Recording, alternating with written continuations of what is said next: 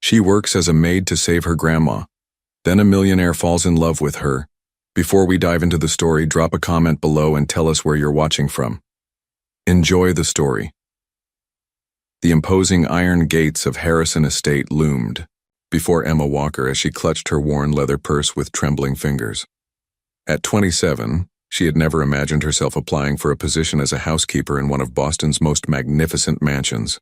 Yet here she stood, her honey brown hair pulled back in a neat bun, wearing the only formal outfit she owned, a simple navy dress she'd purchased for her college graduation 5 years ago. "You can do this," she whispered to herself, taking a deep breath of the crisp autumn air. For Grandma Rose, the memory of her grandmother's fragile form in the hospital bed that morning strengthened her resolve. The doctors had been clear. Without the experimental treatment that insurance wouldn't cover, Rose's condition would continue to deteriorate. The astronomical cost of the medication meant Emma needed this job desperately. As she approached the massive oak doors, they swung open before she could knock. A silver-haired man in an impeccable suit greeted her with a slight bow. "Miss Walker, I presume?" "I'm Walter, the head of household staff. Mr. Harrison is expecting you." Emma followed. Walter through the marble-floored foyer, trying not to gape at the museum-quality artwork adorning the walls. Despite the mansion's opulence, she couldn't help but notice how sterile it felt, like a beautiful empty shell lacking warmth or life. Walter led her to a cavernous study where floor-to-ceiling bookshelves lined the walls. Behind an imposing mahogany desk sat Blake Harrison, his attention fixed on a computer screen. At 35, Blake Harrison had built Harrison Pharmaceuticals into a multi-billion-dollar empire. His dark hair was immaculately styled. His tailored charcoal suit probably cost more than Emma's entire year's salary at her previous job. Yet it was his eyes that captured her attention, piercing blue, but somehow devoid of warmth, like Arctic ice. "Mr. Harrison, Miss Emma Walker has arrived for her interview," Walter announced before quietly disappearing. Blake didn't look up immediately. When he finally did, his gaze was analytical, as if she were a specimen under a microscope. "You're younger than I expected," he said, his voice deep and measured. "Your references from the Henderson family were quite impressive, but they mentioned nothing about your age." Emma stood straighter. "I assure you, Mr. Harrison, my age doesn't affect my work ethic. I maintained the Henderson estate for 3 years while completing my nursing studies." This caught his attention. Nursing? Why would someone with medical training apply to be a housekeeper? The question stung, but Emma kept her composure. "Sometimes life doesn't follow the path we plan, sir." A flash of something, curiosity perhaps, flickered across his face. "Indeed. Walter tells me you requested a flexible schedule for hospital visits. Explain." Emma hesitated, weighing how much to reveal. "My grandmother raised me after my parents died. She's currently hospitalized with a rare form of cardiomyopathy. I'm her only family." Blake's expression remained impassive, but he studied her more intently now. "I see. And you need this position to afford her care." It wasn't a question, but Emma nodded. "The treatment she needs is experimental. Insurance won't cover it." For a brief moment, something shifted in Blake's eyes, a flicker of recognition, perhaps even empathy, before the cold mask returned. "My household runs with precision, Miss Walker. I expect excellence and discretion. Hospital visits must not interfere with your primary responsibilities here." "They won't, Mr. Harrison." He stood abruptly, towering over her. "Walter will show you the estate and explain your duties. You'll start tomorrow, 6 a.m. Emma blinked, in surprise. I got the job? Just like that?" Blake's mouth twitched in what might have been amusement. "Unless you've changed your mind?" "No, I mean thank you. I won't disappoint you." As Walter returned to escort her out, Blake called after her. "Miss Walker?" She turned back. "Yes, Mr. Harrison?" "Which hospital is your grandmother in?" "Boston Memorial, sir. East Wing." He nodded curtly, already returning to his computer. "That will be all." As Emma followed Walter through the grand hallways of her new workplace, she couldn't shake the feeling that something significant had just happened, that in some inexplicable way, her life had just changed course. What she didn't know was that Blake Harrison was already making a phone call to Boston Memorial Hospital, inquiring about one Rose Walker and the experimental treatment she so desperately needed. The first week at Harrison Estate proved more challenging than Emma anticipated. Each morning she arrived before dawn, as the mansion's shadowy corridors gradually brightened with daylight. The vastness of the place was overwhelming. 12 bedrooms, 8 bathrooms, 3 kitchens, and countless other rooms that seemed to serve no purpose except to display wealth. Blake Harrison himself remained an enigma. He kept irregular hours, sometimes leaving before Emma arrived, other times working late into the night in his study. Their interactions were brief and formal, yet Emma occasionally caught him watching her from doorways or across hallways, his expression unreadable. On Friday morning, Emma was dusting the bookshelves in the library when she noticed a collection of medical journals. Unable to resist, she pulled one down, flipping through an article about cardiac research. "Find something interesting?" Blake's voice startled her so badly she nearly dropped the journal. "I'm sorry, Mr. Harrison," Emma stammered, hastily returning the book. "I shouldn't have. You understand medical literature?" He approached, his typical cold demeanor tinged with curiosity. "I completed 3 years of nursing school before I had to withdraw," she admitted. Blake studied her with newfound interest. "To care for your grandmother?" "Yes. She raised me after my parents died, in a car accident when I was 8. When she got sick, there wasn't really a choice." Something flashed across his face, recognition perhaps, before his expression closed again. "Your phone has been buzzing," he noted. "You should check it." Emma hadn't even heard it. When she glanced at the screen, her heart dropped. 3 missed calls from the hospital. "I need to make a call," she said, her voice tight with worry. "It's the hospital." Blake nodded stiffly. "Use my office, it's more private." The conversation was brief but devastating. Her grandmother had suffered a setback. The doctor recommended increasing her medication, which meant even higher costs. When Emma emerged, she tried to compose herself, but Blake was waiting, observing her distress with calculating eyes. "Is everything all right?" he asked, though his tone suggested he already knew the answer. "My grandmother needs additional treatment," Emma said, fighting to keep her voice steady. "I should get back to work." As she moved to pass him, Blake spoke again. "Take the rest of the day. Visit her." Emma stopped. "I couldn't. My driver will take you," he continued as if she hadn't spoken. "Walter can manage today." Before she could thank him, Blake had already turned away, phone in hand, seemingly dismissing both her and the conversation. Only later, sitting beside her grandmother's hospital bed, did Emma wonder about the swift change in her normally rigid employer. She couldn't know that Blake was in his office, pulling up files on the cardiac treatment program at Harrison Pharmaceuticals, looking for something that might help Rose Walker, or that he was remembering another hospital 20 years earlier, when he'd been the one sitting alone beside a bed, watching someone he loved slip away. Emma's routine at Harrison Estate settled into a rhythm. Each morning, she'd arrive before sunrise, prepare Blake's coffee, black, 1 sugar, and ensure the bar. Mansion was immaculate. Their interactions remained brief but gradually less tense. 3 weeks into her employment, Emma arrived to find Blake in the kitchen, still in yesterday's clothes, surrounded by papers. "You haven't slept," she observed, forgetting professional boundaries. Blake looked up with bloodshot eyes. "Pharmaceutical patents wait for no one, Miss Walker." Emma hesitated, then poured him fresh coffee. "My grandmother always says even the most important work suffers without rest." "Your grandmother sounds like a wise woman," he replied, surprising her with the personal response. "She is.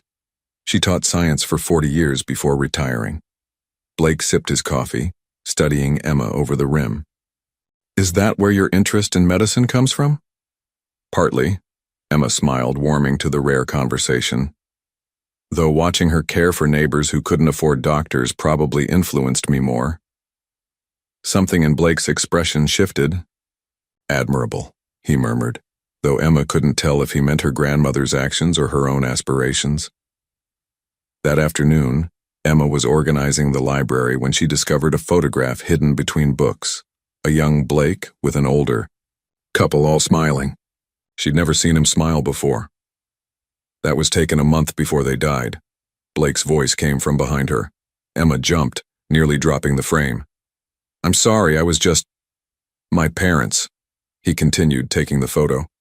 "Car accident. I was 15. Understanding bloomed within Emma. "My parents died in a crash too. I was 8. Their eyes met, a moment of unexpected connection. "Who raised you?" Emma asked softly. "No one." Blake's voice hardened. "The family lawyer managed my trust fund. I was sent to boarding school, then straight to business school. Harrison Pharmaceuticals was waiting." "That sounds lonely," Emma whispered before she could stop herself. Blake stiffened. "I learned self-reliance. It serves me well." Emma thought of her grandmother's warm kitchen, of being held during nightmares. "There's strength in needing others too." "A luxury some can't afford," Blake replied, replacing the photograph. "Speaking of which, shouldn't you be leaving for your hospital visit?" Emma checked her watch. "You're right. Thank you for reminding me." As she gathered her things, Blake cleared his throat. "How is she? Your grandmother?" "Stable, but..." Emma hesitated. "The specialist says she needs to be in a clinical trial for the new cardio-regenerative therapy. Without it..." She couldn't finish. Blake's expression remained unreadable. "Harrison Pharmaceuticals is running such trials." Emma's heart skipped. "I know. That's actually why I applied here. I thought maybe. But it was silly. The waiting list is years long." "Nothing is silly about fighting for family," Blake said quietly. "Go. You'll be late." Only after Emma left did Blake make a call to his research director about the cardio-regenerative trials, asking specifically about admission criteria for elderly patients, and whether exceptions could be made. That evening, Rose noticed a beautiful flower arrangement beside her bed with a card that read simply, "Wishing you strength. BH." The seasons changed from autumn to winter, and with it the atmosphere at Harrison Estate subtly shifted. Emma noticed small changes in Blake, lingering glances, questions about her grandmother, even occasional offers to use his driver for hospital visits during snowstorms. One frosty December morning, Emma arrived to find a package on the kitchen counter with her name. "Mr. Harrison left that for you," Walter explained. "He said you might need it." Inside was an expensive wool coat, far nicer than anything Emma could afford. A note read, "Boston winters are harsh. This is practical, not charity." BH Emma's first instinct was to return it, but the bitter wind had cut through her thin jacket all week. Practicality won over pride. Later that day, while dusting Blake's study, Emma noticed a folder labeled Walker Rose Treatment Options. Her hands trembled as she opened it, revealing detailed research on her grandmother's condition and potential treatments, including Harrison Pharmaceuticals experimental therapy. "Snooping, Miss Walker?" Blake's voice made her jump. Emma turned, clutching the folder. "You've been researching my grandmother's condition?" Blake approached, taking the folder from her hands. "I was curious about the treatment she needs." "Why?" Emma asked, searching his face. "Professional interest," he replied, but his eyes told a different story. "Your company's trial has strict eligibility requirements," Emma said. "Grandma Rose is too old according to the criteria." Blake's jaw tightened. "Age-based exclusions are standard practice." "But they shouldn't be," Emma countered. "Older patients need innovative treatments too. The pharmaceutical industry isn't run on compassion, Miss Walker." "Maybe that's the problem," Emma said quietly. Blake studied her, something like respect flickering in his eyes. "Perhaps." A tense silence stretched between them until Blake's phone rang. After a brief conversation, he turned to Emma. "I need to return to the office, take the evening off with pay, visit your grandmother." "That's not necessary." "It's not a request, Emma." It was the first time he'd used her first name. The informality lingered between them, changing something fundamental in their dynamic. That evening at the hospital, Emma was surprised to find Rose looking better than she had in weeks. The strangest thing happened, Rose told her. A specialist came by today, said he was from Harrison Pharmaceuticals. He asked all sorts of questions about my condition. Emma's breath caught. Did he mention why? Said they were reevaluating candidates for their trial. Rose squeezed her granddaughter's hand. Emma, that nice young doctor seemed to think I might qualify after all. Later that night, Emma sent a text to the number Blake had given her for emergencies. Whatever you did today, thank you. The reply came just before midnight. I did nothing. But if I had, it would be because talent for healing shouldn't be wasted on dusting. Emma smiled at her phone, realizing that beneath Blake Harrison's cold exterior beat a heart capable of unexpected kindness. The question was, why did he work so hard to hide it? The January storm that hit Boston was the worst in decades. Roads closed, power lines fell, and Emma found herself unable to leave the Harrison estate after her shift ended. The massive house creaked and groaned against the howling wind as Emma paced near the windows, worried about her grandmother. The hospital has generators, Blake said, appearing in the doorway with 2 steaming mugs. Your grandmother is safer there than most people in the city tonight. I know, Emma sighed, accepting the offered tea. I just hate not being there for her. Blake gestured for her to join him by the fireplace, where logs crackled and cast dancing shadows across the room. Walter has prepared the blue guest room for you. The phones are down, but I've managed to get through to Boston Memorial on my satellite phone. They're fine. You called to check on the hospital? Emma asked, surprised. I called to check on Rose, Blake corrected, his voice softer than usual. She's comfortable and playing cards with the nurses, apparently. Emma studied him in the firelight. This enigmatic man who could be coldly distant one moment and unexpectedly thoughtful the next. Why did you really help get her evaluated for the trial? Blake stared into the flames. I recognized something in you that first day, the look of someone willing to sacrifice everything for family. He paused. I respect that. Your parents, Emma said gently. You lost them young like me. Blake nodded, his expression distant. They were brilliant scientists. My father founded Harrison Pharmaceuticals to develop treatments for rare cardiac conditions. The irony was, when they had their accident, the very treatment that might have saved them was still in his lab, unfinished. Is that why you continued his work? I continued his company, Blake said, a subtle distinction. The work became something different after he died. What changed? Blake's eyes met hers, surprisingly vulnerable. The board brought in practical minds to guide the orphaned heir. Profit margins replaced patient outcomes as the primary goal. Emma understood suddenly. That's why you were researching my grandmother's treatment. It's connected to your father's original work. The cardio-regenerative therapy was his dream. It's taken 20 years to finally reach clinical trials. Blake's voice grew bitter. But now it's being limited to the patients most likely to maximize shareholder value.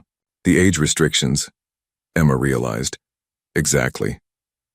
Blake set down his mug. The night we met, you said sometimes life doesn't follow the path we plan.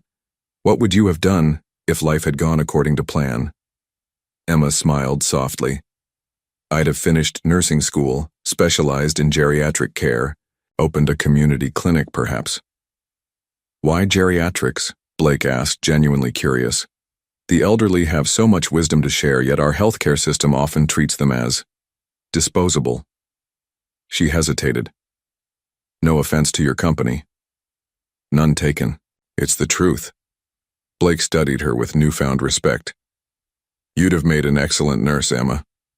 The power chose that moment to fail completely, plunging the room into darkness save for the firelight. In that golden glow, something shifted between them. Professional boundaries temporarily suspended by the storm raging outside and the unexpected intimacies shared within. I should show you to your room, Blake said finally, his voice oddly gentle. As they navigated, the darkened hallways by candlelight. Their shadows merged on the walls behind them, impossible to tell where one ended and the other began. February arrived, bringing with it a noticeable thaw, both in the weather and in Blake's demeanor. Emma found herself no longer jumping when he unexpectedly entered a room, and Blake seemed to seek out her company, often timing his coffee breaks to coincide with her kitchen duties. One afternoon, Emma was surprised to find Blake leaning against the counter when she entered with a basket of laundry. "How's Rose today?"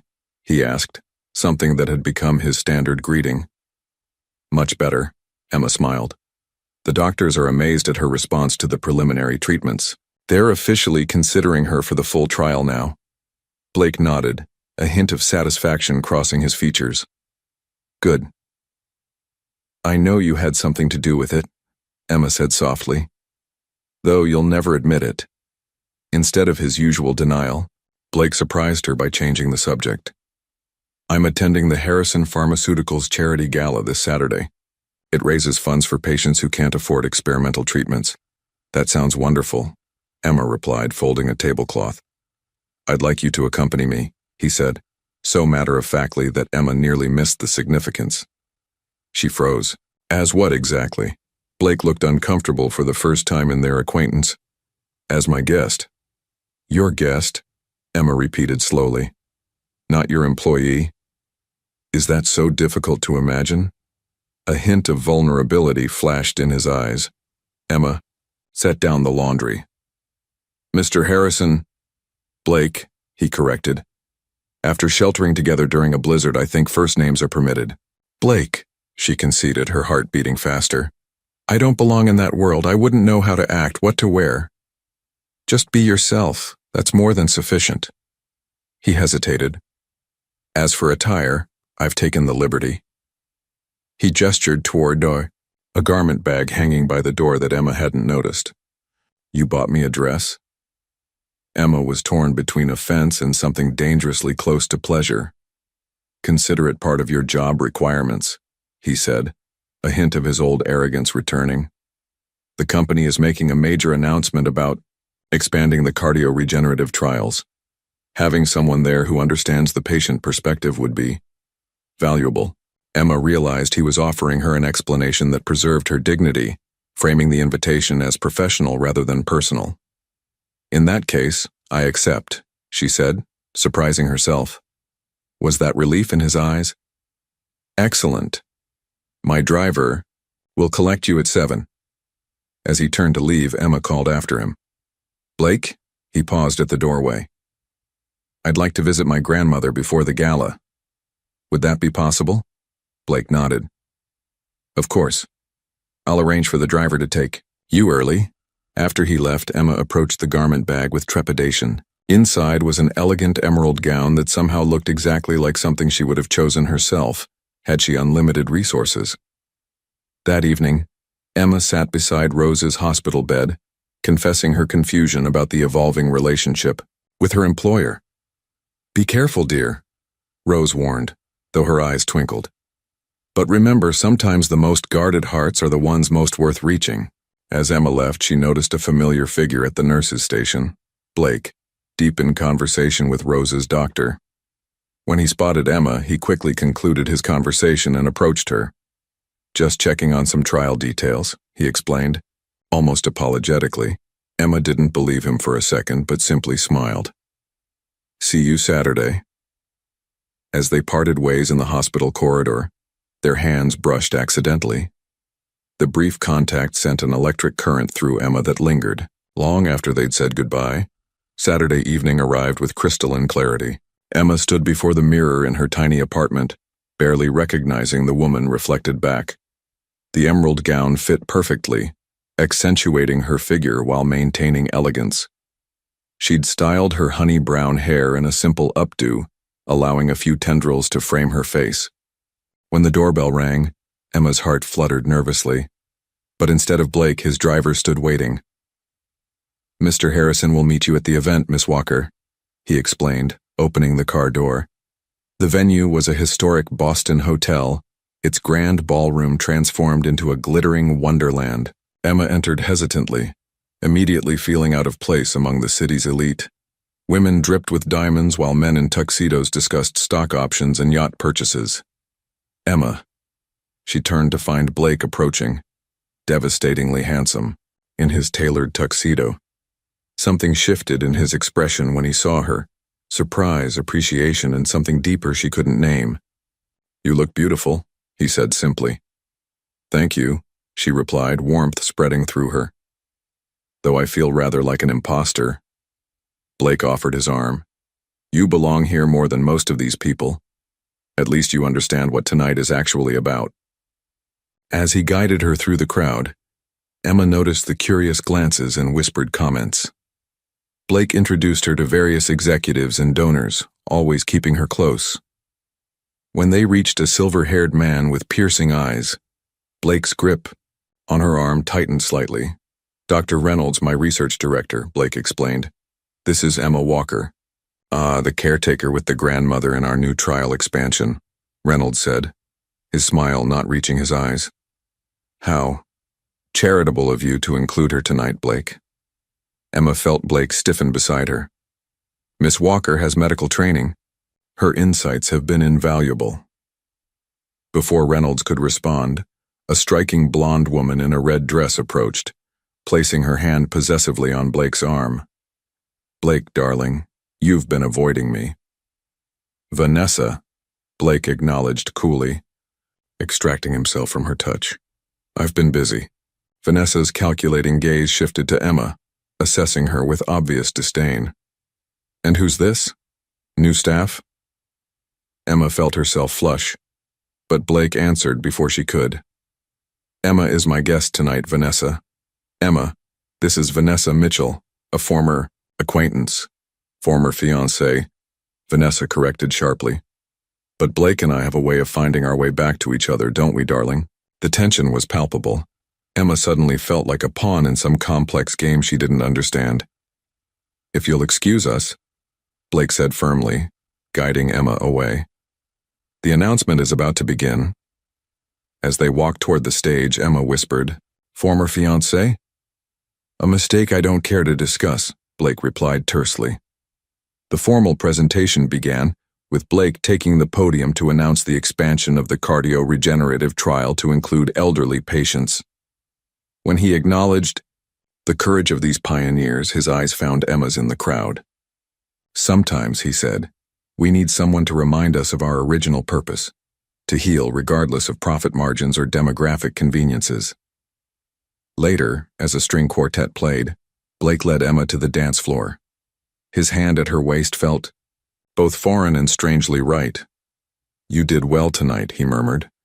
"Even with your ex-fiancé glaring daggers at me?" Emma asked lightly. Blake's expression darkened. Especially then, as they swayed to the music, Emma couldn't ignore how perfectly they fit together, nor the intensity in Blake's eyes when he looked at her. But neither could she forget Vanessa's parting words as they'd left the gala. "He'll tire of his little charity project soon enough. He always comes back to me." The Monday following the gala, Emma arrived at Harrison Estate early as usual, unsure where she stood with Blake. Their dance had left her confused, the way he'd held her, looked at her, spoken to her. It had felt like more than employer and employee, more than friends even. She was arranging fresh flowers in the foyer when Blake emerged from his study, dressed for the office. "Good morning," he said, stopping to admire her work. "The flowers are lovely." "Thank you," Emma replied, suddenly conscious of how domestic the scene must appear. Her arranging flowers in his home, him preparing to leave for work. Like a married couple from another era. About Saturday night, Blake began, uncharacteristically hesitant. "It was a beautiful event," Emma said quickly, saving him from whatever awkward statement he'd been formulating. "Thank you for including me." Blake stepped closer. "That's not what I wanted to discuss. I wanted to apologize for Vanessa's behavior." "You don't need to apologize for her." "Perhaps not. But I feel responsible nonetheless." He paused. "Our engagement ended 2 years ago. She refuses to accept it's over." Emma carefully placed another stem in the arrangement. "May I ask why it ended?" Blake's expression darkened. I realized she was interested in the Harrison name and fortune, not me. He hesitated. There was an incident. She altered some company documents to benefit her father's business. When I confronted her, she showed no remorse. I'm sorry, Emma said sincerely. Don't be. It was a valuable lesson. Blake checked his watch. I have a meeting, but I'd like to continue this conversation. Would you join me for dinner tonight? The invitation hung between them, a clear step across the employer-employee boundary. Emma knew she should refuse, maintain professional distance, yet something in his eyes made refusal impossible. I'd like that, she said simply. That evening, Emma found herself seated across from Blake in his rarely used formal dining room, sharing a meal prepared by his chef, who had discreetly disappeared afterward. Candlelight flickered between them as Blake poured her a glass of wine. How was your visit with Rose today? He asked. Wonderful. The doctors are amazed by her progress. Emma smiled. She asked about you, actually. Blake looked surprised. Me? She's not fooled by the administrative reconsideration explanation for her acceptance into the trial. She knows someone with influence intervened. Blake shifted uncomfortably. The trial's expansion to include elderly patients was scientifically sound. The age restriction was arbitrary to begin with. Still, Emma said softly, thank you. Their conversation flowed effortlessly, moving from Rose's condition to Blake's work, to Emma's abandoned nursing career, to books they'd both read. Emma found herself laughing more than she had in years while Blake revealed a dry wit she'd never suspected he possessed. As the evening progressed, Emma realized with startling clarity that she was falling for Blake Harrison, the complicated, guarded man beneath the billionaire facade. After dinner, they moved to the library where Blake showed her his father's original research journals. He would have approved of the trial expansion, Blake said, carefully turning pages filled with his father's handwriting.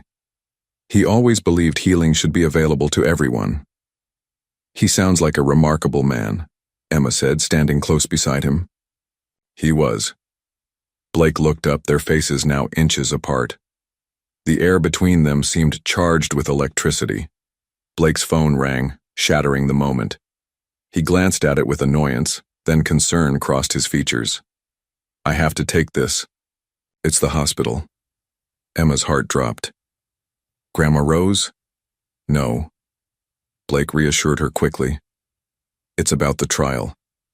As he stepped away to take the call, Emma tried to collect her thoughts, to remind herself of the vast differences in their worlds. Yet when Blake returned, his expression troubled. Those differences seemed suddenly insignificant. Is everything all right? She asked. Just a minor issue with the trial protocols, he said, though his furrowed brow suggested otherwise. Nothing for you to worry about. But as Emma left that evening, she couldn't shake the feeling that something important had been left unsaid, both about the trial and about what was developing between them. Emma hummed softly as she organized the medical journals in Blake's library. In the 3 weeks since their dinner, something had shifted between them. Lingering glances, hands brushing accidentally, conversations that stretched late into evenings. Though neither had put words to this evolving relationship, Emma found herself looking forward to each day at Harrison Estate in a way that had nothing to do with her paycheck. Today, Blake was attending meetings at Harrison Pharmaceuticals, leaving Emma to her duties with unusual instructions. Feel free to use the library for your own research. Your nursing knowledge shouldn't go to waste. Taking his suggestion, Emma was comparing cardiac treatment protocols when she accidentally knocked over a stack of files on Blake's desk. As she gathered the scattered papers, a document caught her eye, her grandmother's name printed at the top. Her hands trembled as she read the clinical evaluation. Rose had originally qualified for the trial 6 months ago but had been removed by order of the research director, Dr. Reynolds. A handwritten note in the margin read, Harrison aware of age-based exclusion policy. Approved 12/15. The date was ICU, weeks before Emma had started working at the estate. Emma felt sick. Blake had known all along that Rose qualified but was excluded. He'd let Emma believe he was helping when in reality, He was part of the system that had denied her grandmother treatment in the first place. She was still staring at the document when Blake returned early. "Emma, what are you doing at my desk?" His voice shifted as he saw what she was holding. "Those are confidential company documents." Emma looked up, eyes blazing with betrayal. "My grandmother was eligible for the trial months ago. You knew about the age discrimination policy. You approved it." Blake's face paled. I didn't." For once, the eloquent businessman was at a loss for words. "Did you hire me out of guilt? Was this all some twisted game?" Emma's voice cracked. "Let the desperate granddaughter clean your house while you play savior?" "Emma, please." Blake stepped toward her. "The document doesn't show the full picture. Reynolds implemented that policy without proper board review, but you knew about it," Emma interrupted, "and did nothing until you met me." Blake ran a hand through his hair. "The trial expansion was already in development when we met. Reynolds was fighting it." "Why should I believe you?" Emma gathered her things. "You let me thank you for helping Grandma Rose when you were partly responsible for denying her treatment in the first place. That's not fair." Blake's voice hardened. "You have no idea what I've been dealing with at the company." "You're right, I don't," Emma cut him off. "Because I'm just the housekeeper, aren't I? Not someone you'd actually share your business concerns with." "That's not how I see you." "It doesn't matter how you see me." Emma moved toward the door. "I trusted you. I thought you were different." "Emma, wait. I'm taking the rest of the day off to be with my grandmother. I'll send someone for my things. Tomorrow." "You're quitting?" Blake looked genuinely shocked. "I can't work for someone I don't trust." She paused at the doorway. "I thought there was something real developing between us, but how can anything real be built on lies?" As Emma walked out of Harrison Estate, tears streamed down her face. She'd allowed herself to fall for Blake Harrison, brilliant, complex, occasionally kind, believing he was becoming a better man. Instead, he'd known all along about the policy that nearly cost her grandmother's life. At the hospital, Rose immediately noticed Emma's distress. "What happened, dear?" she asked, patting the bed beside her. As Emma explained, Rose listened with her characteristic wisdom. "Sometimes," Rose said finally, "good people get caught in bad systems. The question isn't whether Blake made mistakes, but whether he's trying to correct them." But Emma couldn't forgive so easily. That night, she applied for 3 different jobs, determined to rebuild her life without Blake Harrison, no matter how much her heart protested. 3 weeks after leaving Harrison Estate, Emma was exhausted. She'd taken 2 jobs, morning shifts at a coffee shop and evening receptionist work at a small medical office, barely making enough to cover Rose's supplemental care costs. The trial was continuing, thankfully, but Emma had refused all contact from Blake, returning his calls and letters unopened. The apartment felt emptier somehow, despite it being exactly as it had always been. Emma curled on her worn sofa, nursing a cup of tea, trying not to remember the warmth of Blake's library or the way his eyes crinkled when he almost smiled. Her phone rang, the hospital's number. Her heart lurched. "Hello? Emma, dear." Rose's voice was reassuringly strong. "I'm fine, so don't panic. But I thought you should know. Blake Harrison visited me today." Emma sat up straight. "He what? Why?" "To apologize, primarily." Rose paused. "And to make sure I understood that regardless of what happened between you two, my treatment wouldn't be affected." "How generous of him," Emma said bitterly. "He looks terrible, Emma, like he hasn't slept in weeks." "Good," Emma said, though her heart twisted traitorously. Rose sighed. "He asked me to tell you that he's made significant changes at Harrison Pharmaceuticals. Dr. Reynolds has been removed as research director." Emma hadn't expected that. "Fired?" "Apparently." Blake said Reynolds had been manipulating trial data for years, excluding elderly patients to inflate success rates. Emma closed her eyes. Memories flooding back. Blake's troubled expression after phone calls, his cryptic comments about the original mission of the company, his visible tension around Reynolds at the gala. "He should have told me what was happening," Emma whispered. "Perhaps," Rose agreed, "but from what I gather, he was gathering evidence before making accusations. That's not the action of someone who approved of the policy." After hanging up, Emma found herself staring at the business card Blake had pressed into her hand the day she'd left, his private number scrawled on the back. She'd kept it, despite everything. Meanwhile, at Harrison Pharmaceuticals, Blake sat alone in his office surrounded by documents. The internal investigation had revealed worse corruption than he'd imagined. Reynolds had been falsifying data for years, endangering patients while enriching himself through kickbacks from insurance companies that benefited from denying expensive treatments to elderly patients. The company was in turmoil, but Blake felt nothing but cold determination. He'd allowed this to happen through inattention, trusting people who didn't deserve trust while the company drifted from his father's original mission. "Mr. Harrison?" His assistant interrupted his thoughts. "The board is assembled." Blake nodded, gathering his files. Today he would announce a complete restructuring of the company's research division and the establishment of a new geriatric treatment initiative, a program specifically designed to develop treatments for elderly patients. As he addressed the stunned board members outlining his plans with unwavering conviction, Blake realized he was channeling Emma's passion. Everything he was doing now was influenced by her moral clarity, her compassion, her unwavering belief that healthcare should serve patients of all ages. "This isn't just ethically right," he concluded. "It's good business. An aging population needs treatments designed for their unique physiology." Hours later, exhausted but satisfied with the board's reluctant approval, Blake returned to his empty mansion. Without Emma's presence, the place felt cold and lifeless again. He walked to the library where they'd spent so many evenings, picking up a medical journal she'd bookmarked. A folded paper fell out, a sketch Emma had made of her community clinic dream, with notes about geriatric-focused services.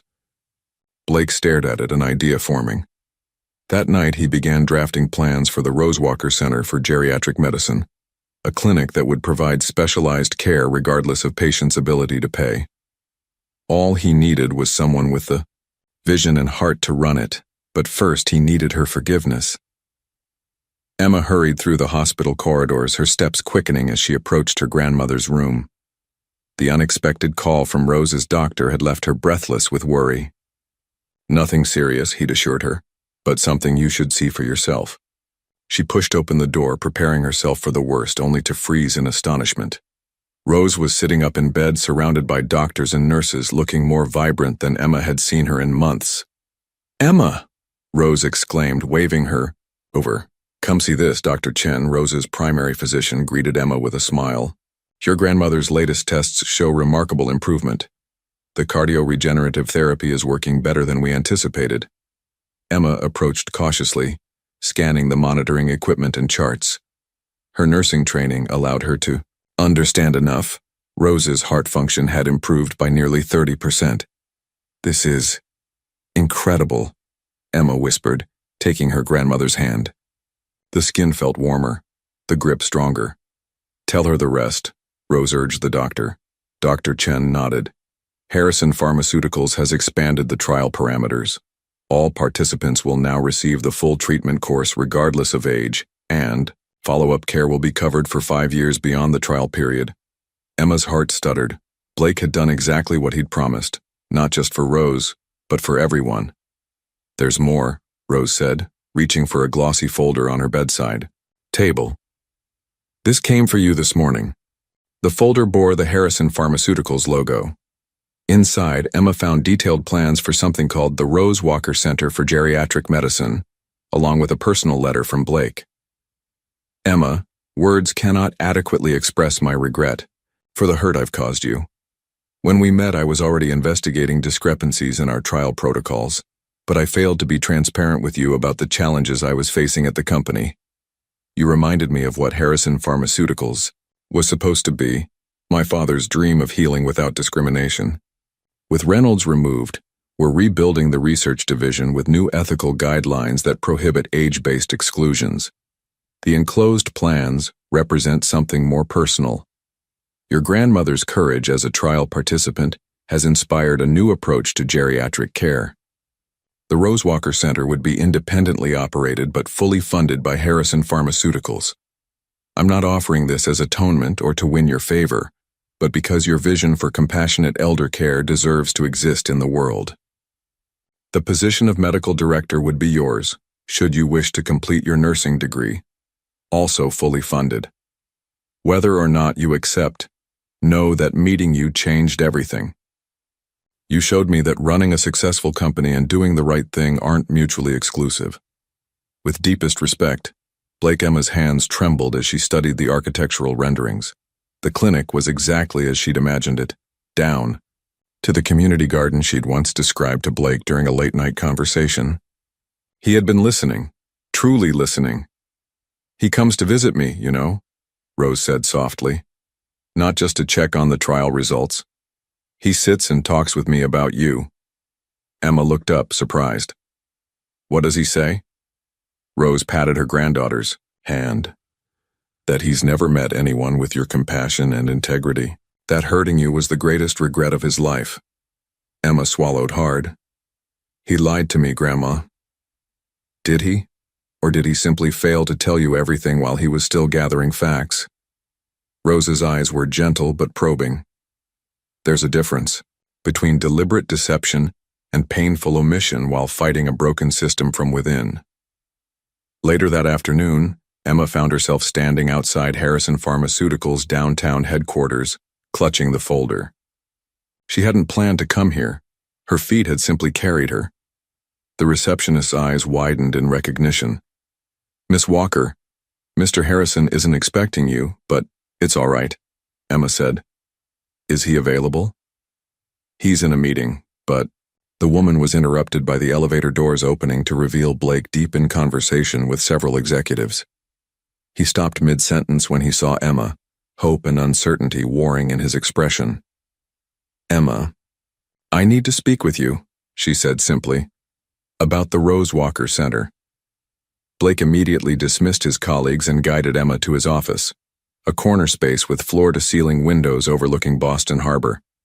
Unlike the cold opulence of his mansion, this space felt lived in, with books stacked on surfaces and whiteboards covered in scientific notations. "I wasn't sure you'd read the proposal," he said, closing the door. "I almost didn't," Emma admitted, placing the folder on his desk. "Why name it after my grandmother?" "Because she represents everything the medical system typically overlooks. Wisdom, resilience, the value of life at all stages." Blake hesitated. "And because I know how much she means to you." Emma studied him carefully. The man before her looked different, thinner with shadows under his eyes, but somehow more authentic than the polished billionaire she'd first met. "You fired Reynolds." Blake nodded, "and reported his data manipulation to the FDA. He'll likely face criminal charges. That couldn't have been easy. He was your research director for years." "It was necessary." Blake's voice hardened. "He betrayed everything my father stood for. Patients died because treatments were withheld based on his falsified conclusions about efficacy in older populations." Emma moved to the window, gathering her thoughts. "The clinic plans, they're exactly what I described that night in your library. I remember everything you've ever told me, Emma." The simple honesty in his voice made her turn back to face him. "Why are you doing all this? The trial expansion, the clinic, it must be costing millions." "It is." Blake approached, stopping a respectful distance away. "But I'm not doing it to impress the board or shareholders.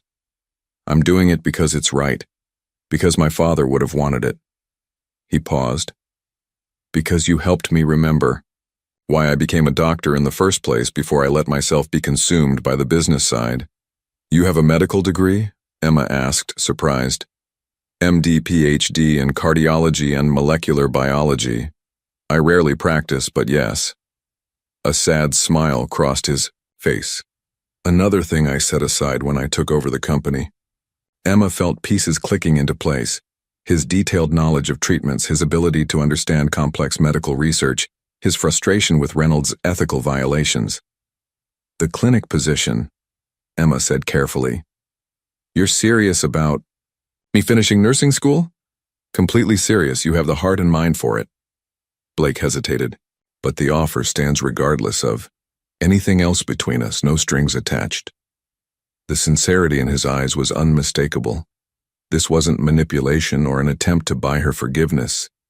It was Blake trying to make things right, not just with her but with the world. I need time, Emma said finally, to think about everything. Blake nodded. Of course. He reached into his desk and removed a key. This is to my father's research cabin in Vermont. All his original work is there. I'm going up this weekend to review his notes on geriatric applications for the therapy.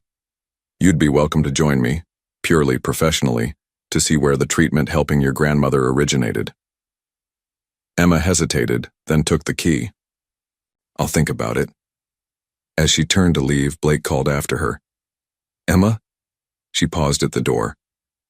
Whatever you decide about the clinic or anything else, I want you to know that meeting you made me a better person, a better doctor. That gift is something I can never repay. Emma felt tears threatening. Without trusting herself to speak, she nodded once and left, the weight of the key in her palm feeling strangely like possibility.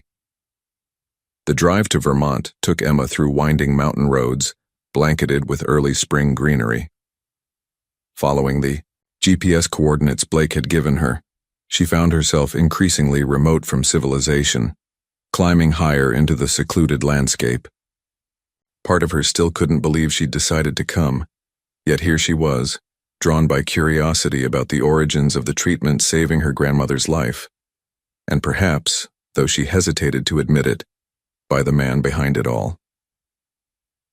When she finally rounded the last bend, Emma's breath caught.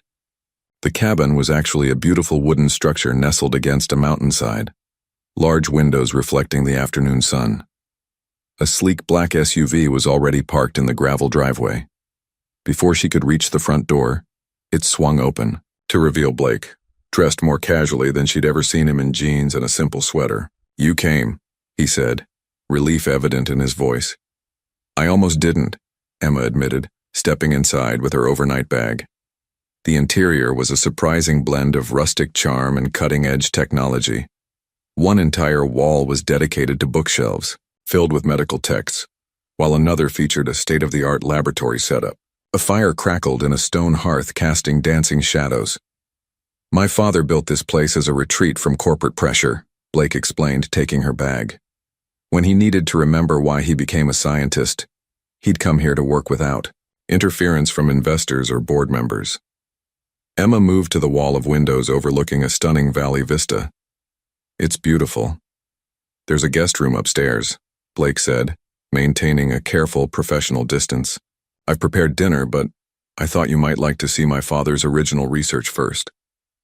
He led her to a room that functioned as a private laboratory and archive. Glass cabinets contained meticulously preserved notebooks, while digital screens displayed molecular structures that rotated slowly. This is where it all began, Blake said, his voice softening with reverence. He pulled out a leather-bound journal.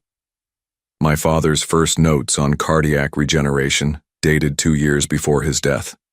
Emma carefully opened the journal, finding pages filled with elegant handwriting and detailed illustrations of cellular structures. What struck her most was the passion evident in the margin notes. Not about profits or patents, but about patients who might benefit. He specifically mentioned elderly patients here, Emma noted, pointing to a passage. Blake nodded. That was his primary focus. He saw how older patients were routinely excluded from innovative treatments. His own mother, my grandmother, died after being denied an experimental procedure due to her age. That's why the age restrictions in your company's trials felt like such a betrayal of his vision, Emma said, understanding dawning. Exactly. Blake ran his hand over the journal. When Reynolds implemented those restrictions, he presented them as standard industry practice. I accepted that explanation, distracted by expansion plans and quarterly reports. His expression darkened. Until I met you and Rose. Emma studied him, seeing genuine remorse. You should have told me what was happening. I know. Blake met her eyes directly. I was gathering evidence against Reynolds, trying to understand how deep the corruption went. But that's no excuse for leaving you in the dark. They spent hours, reviewing the journals, Blake explaining the science behind the treatment while Emma asked questions from her nursing perspective. The conversation flowed naturally, their shared passion for medicine bridging the emotional distance between them. As evening fell, they moved to the kitchen where Blake surprised Emma by preparing a simple but delicious meal. They ate at a rustic, wooden table, the conversation turning to Rose's remarkable progress. Her latest results are inspiring the research team to explore new applications, Blake said, pouring Emma a glass of wine. Her resilience is extraordinary. She's always been that way, Emma smiled, relaxing slightly. When my parents died, she never faltered despite her own grief. She simply became everything I needed. She raised an exceptional granddaughter. The compliment was offered simply, without agenda. Emma felt her cheeks warm. The clinic plans, she said, changing the subject, they're incredibly detailed. I had architects work from your sketches, Blake admitted. The construction company is ready whenever you decide. You're really giving me complete control? Blake nodded. It would be independently operated with guaranteed funding from Harrison. Pharmaceuticals for 10 years. Your vision, your leadership. Why? Emma asked the question that had been haunting her. Why go to such lengths? Blake set down his glass, considering his words carefully. Initially it was about making amends, but it's become something more, a return to purpose. My father didn't build his company to maximize shareholder value. He built it to heal people. He paused. You reminded me of that. After dinner, they settled before the fireplace with coffee. The atmosphere between them had softened, professional, discussion gradually giving way to more personal conversation. I've been thinking about what happened, Emma said finally, about why I reacted so strongly when I found that document. Blake waited silently, giving her space to continue. It wasn't just about Rose, she admitted. It was about us, what I thought was happening between us. Finding out you knew about the policy made me question everything. Wonder if I'd imagined the connection we were forming. You didn't imagine it, Blake said quietly. What I feel for you is more real than anything I've experienced, but I understand why my silence breached your trust. The firelight illuminated his features, revealing a vulnerability Emma had rarely glimpsed. She was about to respond when her phone rang. The hospital's number flashing on the screen. Grandma, Rose, she said, panic edging her voice as she answered. Blake moved closer, concern evident as Emma's expression shifted from fear to confusion to relief.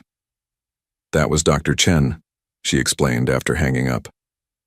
Rose's latest test results show such significant improvement they want to document it as a case study. They're calling it unprecedented recovery for her age group. That's wonderful news, Blake said, genuine joy lighting his features. Emma nodded, eyes suddenly filling with tears. For months I thought I was going to lose her.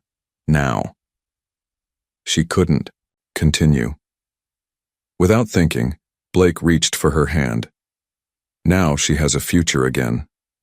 The simple gesture, his warm fingers wrapped around hers, broke something in Emma. All the fear, stress, and heartache of the past months crashed over her at once. Blake hesitated only a moment before drawing her into his arms, holding her as she finally allowed herself to release emotions she'd been controlling for so long.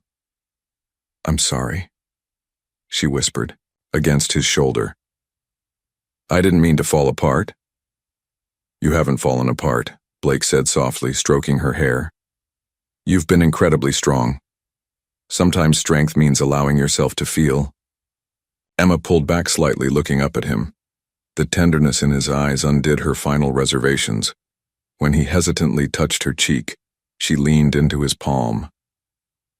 I've missed you, he confessed. more than I thought possible. The kiss happened, naturally inevitable as gravity. Gentle at first, then deepening as months of tension and longing dissolved between them.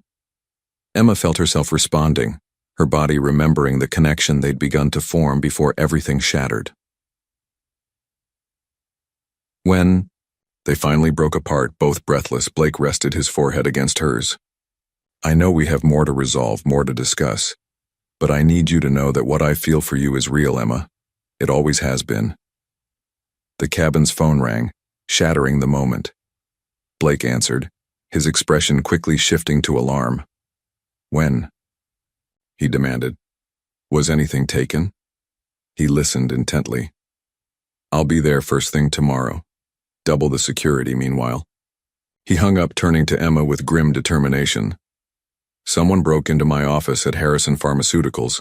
They accessed the trial data servers. Who would do that? Emma asked. I have my suspicions. Blake's jaw tightened. Reynolds had accomplices within the company. Or? He hesitated. Or what? Vanessa has been making threats since I ended our engagement. She has connections to pharmaceutical competitors. Emma remembered the calculating blonde from the gala. What would she gain from stealing trial data? That's what worries me. Blake ran his hand through his hair. The most valuable data is Rose's. Her unprecedented recovery could be worth millions if someone wanted to patent a modified version of the treatment. We have to go back, Emma said immediately, thinking of her grandmother. Blake nodded, already, reaching for his phone. I'll arrange for security at the hospital. Rose won't be left unprotected. As they hurriedly packed their belongings, Emma realized something fundamental had shifted between them. Despite the new crisis, they were operating as partners, united by concern for Rose and determination to protect the treatment helping her. In the car, racing back toward Boston through the darkness, Blake reached across the console to take her hand. Whatever happens, we face it together this time. No secrets, no holding back. Emma squeezed his hand in return. Together, neither of them noticed the sleek car following at a discreet distance, its driver reporting their every move to someone who had been waiting for exactly this opportunity. They reached Boston shortly after dawn, the city streets still quiet as Blake drove directly to Boston Memorial Hospital. Emma's heart pounded with each passing mile, her mind racing through worst-case scenarios. Rose first, then the office, Blake said, pulling into the hospital parking lot. I need to know she's safe before anything else.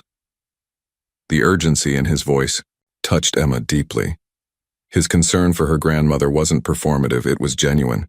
When they reached Rose's room, Emma nearly collapsed with relief.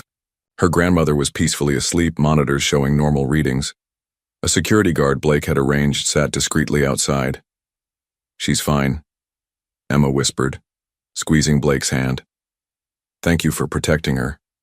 Blake nodded, tension visibly easing from his shoulders. I should get to the office. The security team will have preliminary reports about the breach. I'm coming with you, Emma said firmly. We're in this together, remember? At Harrison Pharmaceuticals, chaos reigned. Security personnel, IT specialists, and concerned executives crowded the executive floor. Blake moved through them with authority, Emma at his side. What do we know? He demanded of his head of security. The breach was sophisticated, the man explained. They targeted the clinical trial database, particularly focusing on the cardio-regenerative therapy records. Blake's expression darkened. Any leads? Security footage shows someone using Dr. Reynolds' old access card, which should have been deactivated. We're enhancing the images now. I want to see them, Blake insisted. In the security office, they reviewed grainy footage of a slender figure in dark clothing. The face was obscured, but something about the movement pattern struck Emma as familiar. Wait, she said. Play that again. As they watched the figure move through Blake's office with confident familiarity, Emma's suspicion grew. That's not Reynolds, it's Vanessa, isn't it? Blake studied the footage more carefully. The height and build match. And she knows this office. She's been here dozens of times. What would she want with the trial data? Leverage, Blake said, grimly. Or revenge. They were still discussing possibilities when Blake's phone rang. The blood drained from his face as he listened. When? He asked sharply. No, don't do anything. We're coming now. What is it? Emma asked, heart racing. Vanessa is at the mansion. She says she has information about Rose's treatment that I'll want to hear. They drove in tense silence to Harrison Estate. As Walter let them in, his usually impassive face showed concern. She's in the library, sir. She refused to leave. Blake squeezed Emma's hand. You don't have to face her. Yes, I do, Emma replied. Whatever she's planning, we confront it together. Vanessa Mitchell sat in Blake's favorite chair, looking triumphant. When she saw Emma, her smile turned venomous. How domestic.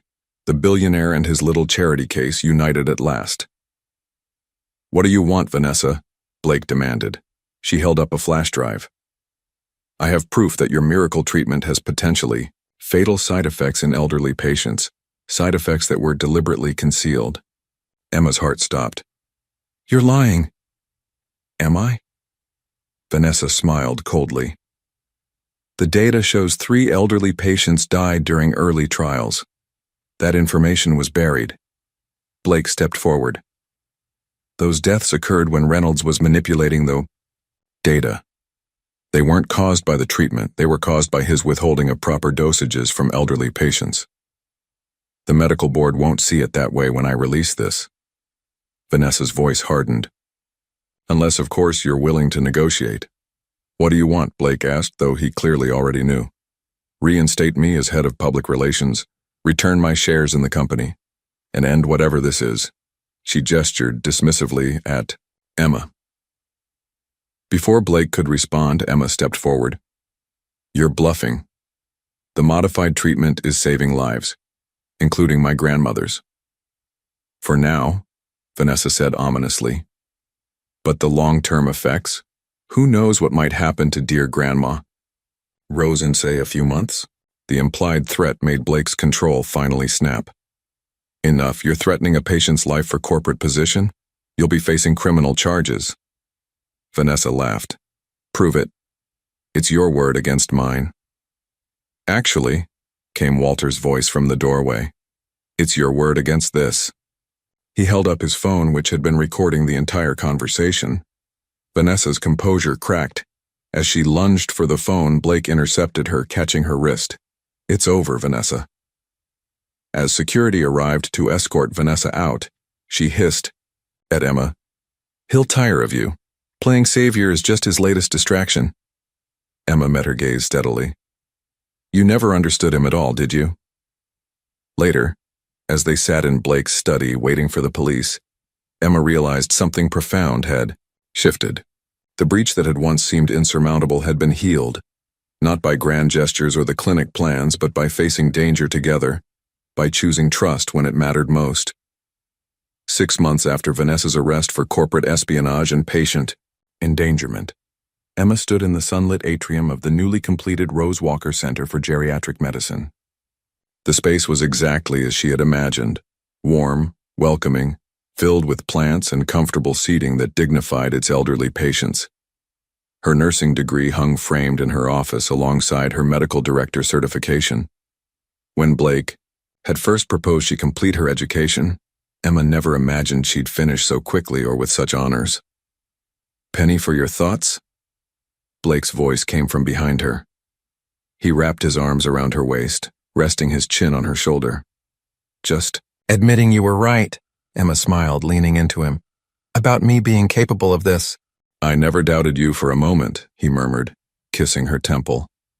The center was already making headlines for its innovative approach to geriatric care. Rose herself was the first patient advocate, her remarkable recovery inspiring others. You ready? Blake asked, checking his watch. Everyone's waiting in the garden. Emma nodded, suddenly nervous. The ribbon-cutting ceremony would officially open the center to patients tomorrow, but today was for something more personal. In the garden designed for patient rehabilitation, their closest friends had gathered. Rose sat in the front row, beaming with pride as Emma took her place beneath an arch of white roses. When Blake joined her there, Taking her hands in his, Emma knew with absolute certainty that this man, this work, this life they were building, together, was exactly where she belonged. 2 years later, Emma sat in the rocking chair on the porch of what had once been Harrison Estate, but was now simply home. The mansion had transformed alongside its owners, still elegant but filled with warmth, laughter, and life. Rose dozed in the sunshine nearby, her health now stable enough that she'd moved in with them permanently. From the garden came the sound of Blake's voice as he guided a group of senior patients through a gentle Tai Chi class, part of the expanded wellness program that had made the Rose Walker Center famous nationwide. Emma's hand rested on her rounded belly, feeling the gentle kicks of their daughter. Blake had cried when they learned they were having a girl, whispering that she would be brilliant and compassionate like her mother. The Harrison Pharmaceuticals Elderly Care Initiative had expanded to fund similar centers in 12 states, with plans for international expansion.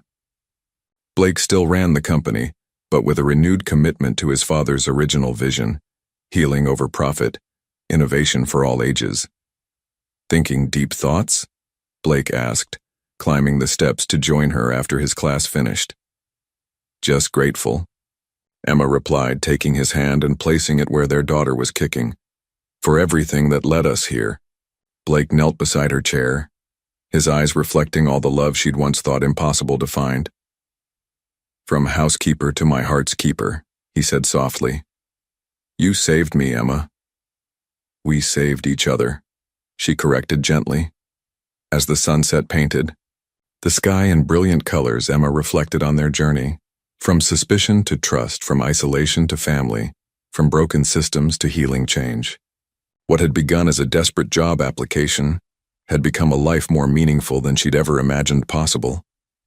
And as Blake kissed her tenderly, their unborn daughter dancing between them and Rose smiling in peaceful sleep nearby, Emma knew that sometimes life's hardest detours lead exactly where we're meant to be.